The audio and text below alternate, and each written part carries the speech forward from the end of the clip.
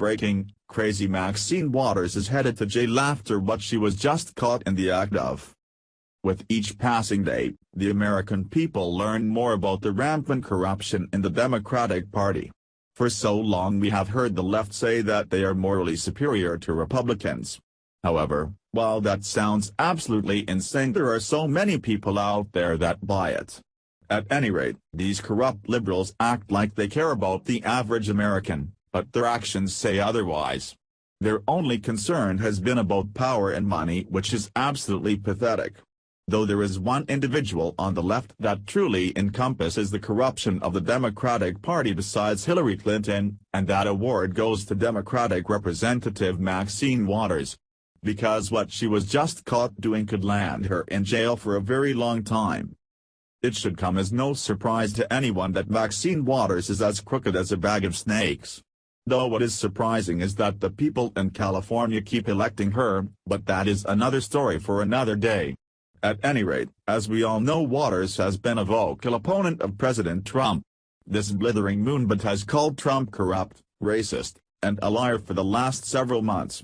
Waters has been on a misguided mission to take Trump down as a part of the resistance movement. Well, Waters may need to worry about holding onto her own seat after what was just found out.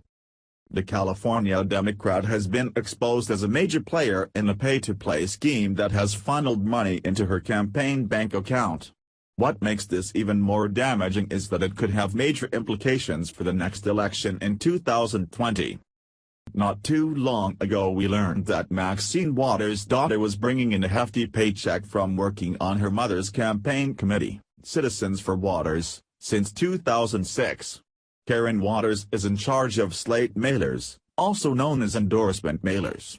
The mailers are used by established politicians such as Maxine Waters to endorse a political candidate and then get paid. According to Free Beacon, the operation is run by Karen Waters, the daughter of Rep. Waters, who has collected more than $650,000 to date for running the endorsement mailers. Karen is owed another $108,000 from her mother's campaign committee, according to its most recent records.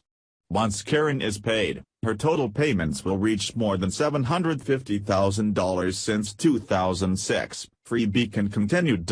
You may be asking yourself, who would pay this sort of money for an endorsement?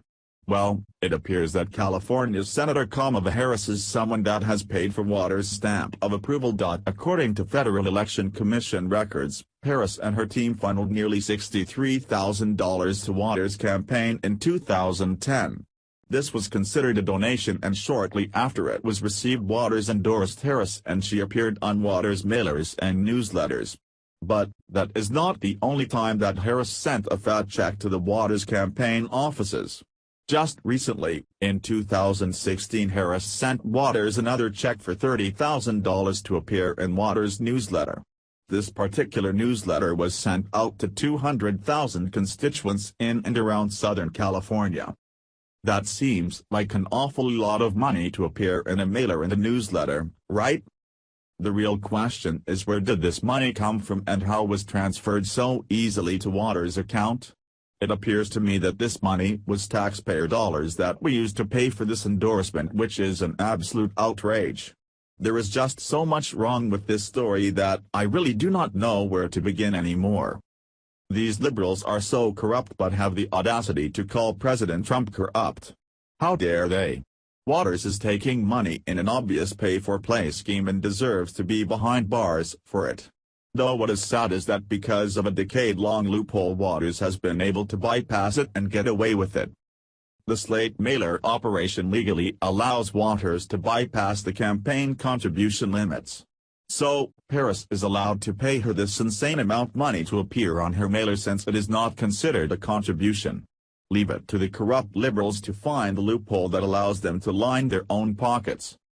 I do not see how this is legal, and I hope that they investigate further to see where Harris received those funds from. If indeed this was taxpayer money used, it is not a stretch to believe that Waters was aware of that. And, if that is the case, then Waters willingly accepted taxpayer money in exchange for an endorsement.